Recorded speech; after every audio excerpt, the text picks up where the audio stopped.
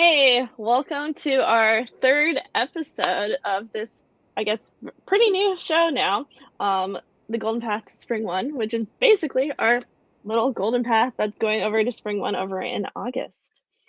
So today we have Kat Gaines from PagerDuty joining us. Hi, Tiffany. So Hi, everyone. welcome. Thank you. I also like how your shirt matches like the color theme going on here. Yeah, it very much does. It's a PagerDuty shirt, so it's classic PagerDuty green. That makes sense. Yeah, especially with our like Zoom and like all the StreamYard and all these calls, it's like you can't actually see anything below here, so you never know. But yeah, so today's episode is about customers because those people are very, very important, or most of us wouldn't even have jobs. So the title is Happy Agents Equals Happy Customers. Empower your customer service team to lead the way. I will post in the chat the link to the stream, like the description and everything for the stream today. If you want to look at it, click on a few things and whatnot. But yeah, thanks for coming, everyone. If you have any questions, please put them into the chat. We'll be answering them at the end of this, pretty much at the end of the stream. So yeah, if you want to like tell us a little bit about like, I mean, I assume by the name, or if people don't already know of PagerDuty, they probably know, but maybe if you could tell us just a tiny bit about like PagerDuty or what you do there. Yeah, definitely. So PagerDuty is an incident management operations platform. And so this doesn't necessarily tie into what people think instantly when they think of PagerDuty, but we do have a customer service product too. And so that's part of why I'm talking about this today. Also, my background is in customer service. That's where most of my career was until I moved into DevRel. And so I have a lot of investment in basically making sure that customer service teams are operating in the way that they need to, and then also marrying that with the incident management process. When something goes wrong, when it doesn't go well, how do you actually communicate that to your customers? How do you deal with making sure that they have up-to-date information? And your customer service agents are actually a huge part of that pipeline, obviously, because they're the ones who are interfacing with folks when things go wrong. So that's a little bit of what we're talking about today. Awesome. So I will kick it off to you then and let you begin then. Fantastic. Okay, so again, folks, hi, my name is Kat Gaines. As we just covered, I'm a developer advocate at PagerDuty, and this is Happy Agents, Happy Customers, empowering your frontline teams to lead. A bit of a mouthful, but just so we know what we're in for. So prior to my current role, as I mentioned a moment ago, I ran global tech support at PagerDuty. And one of my former team members, who's still a good friend of mine, had switched careers a few years back from customer support to sales, and complains a lot that her peers had leaned on her to explain the mysteries of the customer support professional whenever they're trying to approach folks in that area. So really, it's not a mystery what customer support is. Anyone who's ever contacted a customer support team knows that we live in a world of answering questions and helping customers solve problems. But the question of what the nitty-gritty is and what folks really get into and what folks need in order to be thriving teams comes up a lot, because most of us understand the function of a customer support team, but not everyone takes the time to think about the people on that team, what motivates them, and then what allows them, and by association, your business, to succeed in their mission of what we'll hear a lot, creating delightful customer experiences. So, do we remember this movie? It's Inside Out by Pixar, for anyone who isn't familiar. It came out in about 2015, I think. And back then, our world maybe wasn't perfect, but some things felt a little more okay than the last couple of years. We were all, just kind of walking around, breathing on each other freely.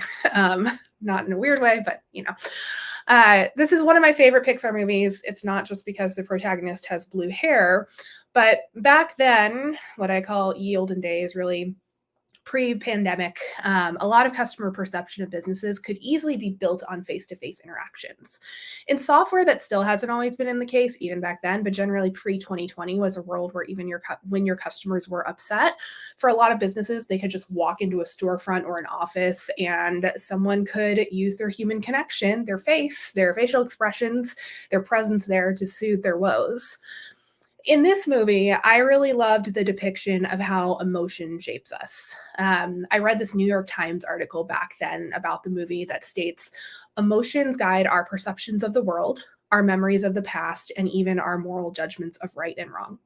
I would add to that it also guides the decisions we make day to day, the businesses we interact with, where our money goes. So when that storefront interaction isn't possible, a kind smile can only be really felt so much over the phone, much less in a ticket. Support teams are amazing, but they can come off as just another email to a customer, especially one who's already a little upset. And the ability to shift the emotional tone to a calm one is pretty hard when face-to-face is really screen to screen or email to email. And we've pushed a lot toward heavy automation too. This is great. I'm a huge fan of automating away mundane tasks and things that shouldn't consume calories of a support agent's energy. But for a customer, if we're not careful, badly configured chatbots, unnavigable phone menus, robotic voices can all just add fuel to the fire when emotions are already high. So now more than ever, it's really crucial that support teams aren't just there to churn out ticket responses or produce customer reports. Again, they're your customer's entire perception of the business when they're experiencing problems, issues, or questions. Agents are investigating, reproducing issues, they'll liaise with other internal teams, provide their own feedback, create docs. The list is kind of endless of the types of responsibilities they manage to create and manage this customer perception, and the customer interactions they have in the interest of doing so are really high stakes on an emotional scale. So there's opportunity here to corral big emotions via those people who have a lot of access to them. Emotions have a ripple effect too. A customer service agent who feels like they have the tools and knowledge at their fingertips, who isn't confused in their day-to-day, hunting down information, will be a lot happier in their jobs. And if they're happier in their jobs, they'll have better conversations with your customers. So it's really a way to set yourself apart from competitors. Our next big question is how we create that environment. Before we dive into that, I'm just going to throw some numbers at you, some stats to highlight the risk of not doing this. So we lose $62 billion each year as an industry due to poor customer service. A customer is 4 times more likely to buy from a competitor if the problem is service rather than price or product related. 70% of buying experiences are based on how a customer feels they're being treated. And 62% of us will say that we'll share our bad experiences with others if we have a bad experience. When your customers have those issues with your services, even if it's only limited to their environment, again, their experience with your customer service team can make or break their relationship with the brand. Someone who has a bad experience will take it absolutely everywhere. Twitter, Yelp, I've even seen people in my local Nextdoor group talking about businesses that aren't doing well, or the inverse, businesses that they really want to promote. But wherever it is, it's really easy for dissatisfied customers to just air their grievances publicly. So how do we create those happy agents? We need to create visibility. In order for your CS team to help customers, they need copious amounts of information. Data on the people they're talking to, the systems they're working with, and the products they're supporting. Visibility into other teams in the org who have this data, who to ask when problems arise and what they're working on. We also want to remove some friction, make those difficult moments easy. So being part of a customer support team really means more difficult moments, hunting down information than you'd like. So if you can make the job easy for that team, it will pay off, whether it's automating tasks that don't need a human, including customer support teams and tooling revamps, sharing tools with engineering, and designing processes for critical moments like major incidents or outages. Finally, investing in people. You cannot create a happy employee out of thin air. CS leaders need a lot of help doing this. And people, at the end of the day, need investment in their career growth, in the ability to collaborate with their peers, and they need a voice in the organization to know that their feedback is heard. So we're going to dive a little bit into each of those 3 pillars. The first is creating visibility. Really, we're talking about revolutionizing your customer experience. Your teams might not always realize how deep, complex, and cross-functional that effort can get. So what we're looking at here is just a look at a popular streaming services dependency map upon which their product runs. There are thousands of microservices represented here. They're all connected, all dependent upon one another. The data that each one generates is kind of meaningless in isolation, but as a group, it becomes that thing that we call software. Behind that software, you have people tasked with keeping this complexity running and with anticipating the unexpected, really being ready for anything by keeping track of all of this. And looking at this, you can see a clear visibility challenge, ahead of the teams that manage this. So sharing that visibility with the other side of the business, CS teams, they also have their own complexity to keep track of. Teams have to work together to reach that goal of shared visibility, from customer service on the front lines to your engineering teams. We're going to talk more through the ways in which this can be done, and I'm going to challenge you while we do that to think about how your teams are working together to resolve issues. For example, if a customer reaches out to customer support, how does that agent find the right person to fix the problem? So when I talk to PagerDuty customers, something I'm most interested in is understanding what challenges are standing in their way of efficient process and healthy communication. When it comes to CS and engineering teams working together, some of the most common issues highlighted in those conversations are really exacerbated because their departments are working in silos. Customer support is keeping track of metrics. Their CSAT, customer satisfaction, SLAs, service level agreements, response times, and hunting down information constantly so they can produce the right answers to keep those metrics healthy. But it's likely there's a wall here, standing in the way of achieving that goal. Tools and systems where they have either no or limited connection with engineering, whether it's consulting a spreadsheet directory, filing issues in Jira, those types of tools can be a barrier and communication gets impacted.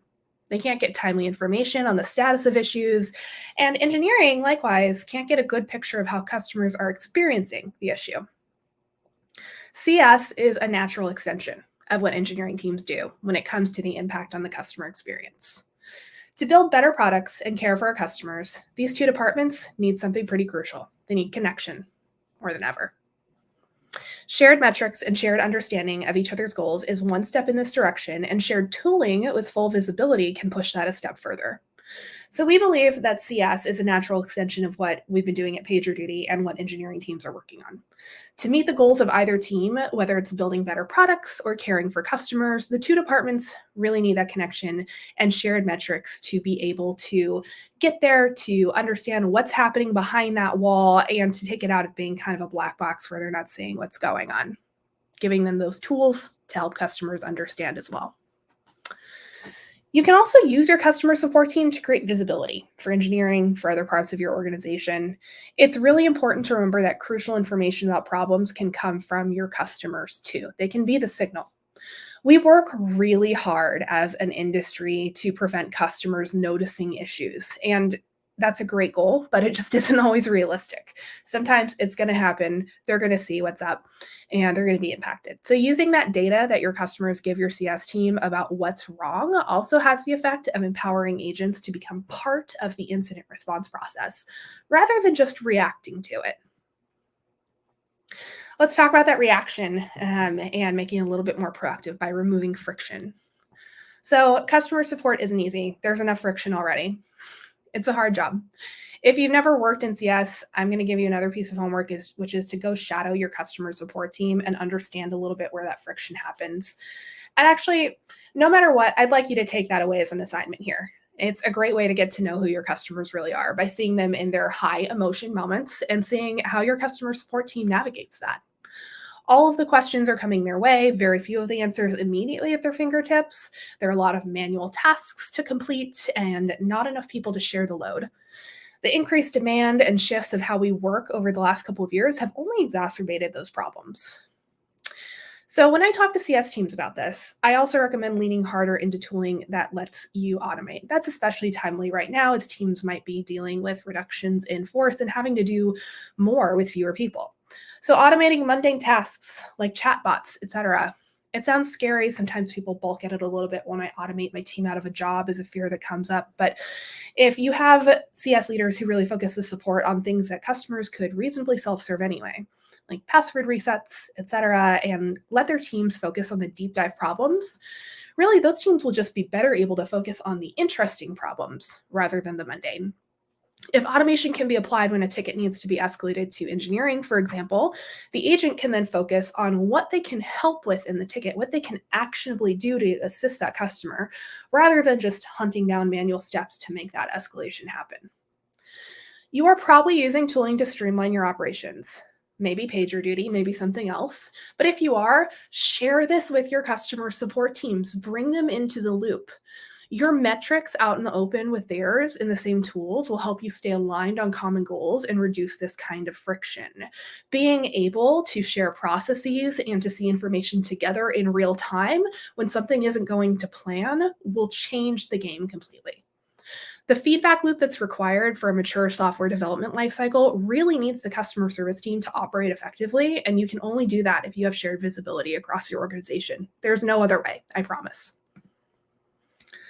We'll talk a little bit more about what this looks like in practice in terms of the customer service team's role in incidents. So it's about being proactive, designing for critical moments, specifically those major incidents, service disruptions, outages, whatever you might be calling them internally. When you share the tooling that's used to address those issues from the engineering side with your CS team, you can build out process to keep your agents informed. So they'll play the role of communicating with customers from the beginning to the end of an incident. That's a no-brainer. A customer reaches out to customer service specifically to say, hey, what's up? This looks broken. They'll be the person not just to shepherd that initial request, but to be the person giving them updates throughout and letting them know when everything's resolved, bringing them back to a sense of ease with the product at the end of the day. They'll also be around to aggregate those customer reported issues into meaningful data. So when there's an incident, your engineering team needs to know the blast radius immediately. Blast radius sounds intense as a term. I guess I don't really love using it, but what I really mean is how much of the service is impacted, how many features, the depth to which they're affected, and discovering whether they're just slow or if they're completely offline, totally broken, super just done. Customer impact is part of that data, but you might not be able to find that on your own. That's where the customer service team comes in by associating inbound customer complaints to the technical incident, which helps drive priorities around maybe what should be tackled first, what do we need to fix, what's having the biggest impact on customers in terms of the symptoms they see. As the customer service team receives reports of issues during an incident, that data really just becomes part of the impact of the incident itself and should be incorporated into the resolution process. They can also help prioritize SLAs. Your customer service team is in a really unique position to confirm the impact of that incident with regard to your end users. And they'll also have the insight to know when your services are reaching an SLA for certain customers and to alert the responding team. This is an important piece of information to manage, and engineering teams might not have the visibility into those contractual agreements depending on what those look like with your customers. So this aids in prioritization of issues. If restoring some services first, we'll maintain an SLA for a customer or category of customers. You can also have your customer service team advise on whether or not an incident should be escalated or have its severity increased based on that customer intelligence they're receiving. More customer impact could mean a higher severity level for the incident, more responders included in triage, more stakeholders informed. The decisions that you make down the line get impacted completely. They can also handle liaisons and stakeholder communications. I can't see you, but raise your hand to yourself if you've ever been in an incident and you've been tapped on the shoulder by somebody asking for updates where you really needed to avoid the distraction, but someone is asking about what they can tell customers. Maybe it's a sales rep, maybe it's an executive who's concerned about the state of things, and you've been distracted from the actual mitigation process. The customer service team can just take the lead when it comes to codifying your communications practices for incidents. They can create messaging for customers, templatized responses, and communication processes. They can own all of these things if it fits your org, and they can help reduce that distraction factor for your engineers. If you have templates about clear information about the services impacted and where to go for more information, that will help them do that faster and more efficiently as well. And then they can also help handle post-incident follow-up. Once everything's cleaned up, a lot of your customers will either keep hitting refresh, or if you're lucky, they'll be watching your status page for updates. But the folks who skipped this step, who went straight to customer support, it can be kind of a pain because you do want them to watch proactive channels if you have them, but you can ease the cognitive load of responding to these customers via a newfound connection with the incident process. If your organization holds either post-mortems or incident reviews, that team should be part of the conversation. When they have that extra data to present to users about the impact of the incident, the resolution, and the long-term plans for prevention, the tone really changes. Your customer feels consistency, and those agents feel real ownership of the conversation rather than being off the rails, having a chaotic path to answers. At the end of the day, involving your CS team through the entire process, start to finish, allows them to kind of gain control of their own destiny a bit, provide valuable input back into the resolution process, and calling back to everything I've been saying, just leverage their experience to create a better customer experience, keeping everyone's feet firmly on the ground. For that third pillar, investing in people. That's my last piece of advice here. Your customer support team is not just here to report on metrics to the business or slog through the queue. Investing means giving them time and space to expand their skills, growing their careers. Good support leaders know that they're not going to keep their teams forever, but that they can build a strong team that offers phenomenal support and also can create a hiring funnel into the business. Giving them this space can sound hard. CS leaders often need more resources. They might have limited budgets. They might be trying to implement things like premium offerings for their customers and have no idea how they're going to staff for expanded hours or faster responses. And it's a good point. Those customers will have questions at any hour, and they'll expect a high touch level of support.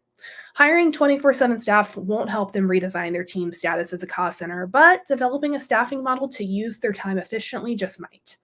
Sharing tooling with engineering can actually be one way to get there. For example, if engineering is on call for responding to issues, customer support can use the same tooling to provide a creative solution, rotating a specialized team for those odd hours or high priority issues, having their own team on call. Existing staff can share that responsibility, or they can open a new career path for those who want to be on a team with specialized knowledge. Any way you spin it, having a team that can be notified as needed rather than fully staffed at all times, just staring at a queue, waiting for something to come in, will allow those leaders to scale their customer experience much more efficiently as their business grows. And empowering customer service teams to reach out to other teams and advocate for customers in the way that I described in going over the incident response process also creates new communications channels and opportunities. A customer service team can serve as a gateway into your organization for technical personnel who are still building skills, for example, and having a close relationship with your engineers supports that career growth. Customer service agents who transition to other departments bring with them their customer focus and dedication to the customer experience, which is a really valuable addition to teams in your organization who may not have had the opportunity to do this in their careers. So really hitting these areas of building those career paths out, nurturing those relationships kind of benefits your business in more ways than one. So this is really what it looks like to bring your customers, customer service team, and development teams together. The modern software development lifecycle doesn't end when your code is checked into a repo and all the tests turn green. That constant feedback loop from users back into development planning links user requirements directly to the product management phase of the cycle. Organizations across multiple industries have seen the benefits of adopting shared goals and purposes across different teams in this way. So include your customer service team in larger org-wide initiatives like DevOps transformations and automation projects. Doing this only increases the effectiveness of customer-focused teams, and improving their day-to-day work improves the experience they can provide for your customers. We all have a horror story about contacting our customer service department and being met with someone who is clearly miserable. So knowing that those teams need the same management attention that any team does, especially since their roles contribute so much to the customer experience, can prevent those experiences happening for your business. In a nutshell, your happy agents translate to happy customers. Thank you. I've got a link up here and a QR code to some information on our website, just kind of diving deeper into some of these concepts. My Twitter handle is on my name here on the screen, but also on the slide at Strawberry Field with number 1 in place of the letter I. And I think we have a couple minutes left.